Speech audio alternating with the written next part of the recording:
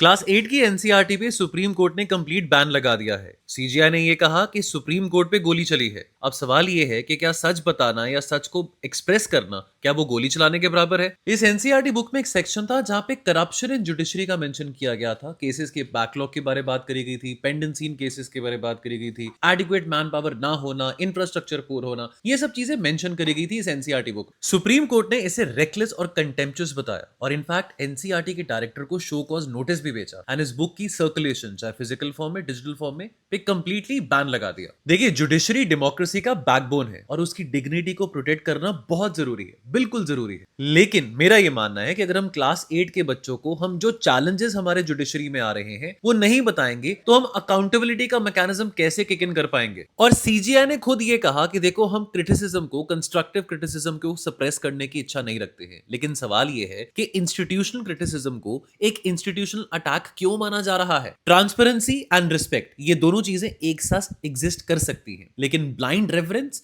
And democratic maturity, ये दोनों चीजें एक साथ एग्जिस्ट नहीं कर सकती हैं। मेरा मानना है जुडिशरी की डिग्निटी तब स्ट्रांग होती है जब वो स्क्रूटनी से डरती नहीं बट उसे कंस्ट्रक्टिवली अब्सॉर्ब करती है। और अगर हम देश के बच्चों को, युवाओं को सिर्फ हर चीज ग्लोरीफाई करके दिखाएंगे तो इससे डेमोक्रेसी स्ट्रांग नहीं होती है, डेमोक्रेसी फ्रेजाइल होती है। आप क्या सोचते हो? Free speech versus institutional authority, line कहां पे ड्रॉ होनी चाहिए? मुझे कमेंट में जरूर बताइएगा।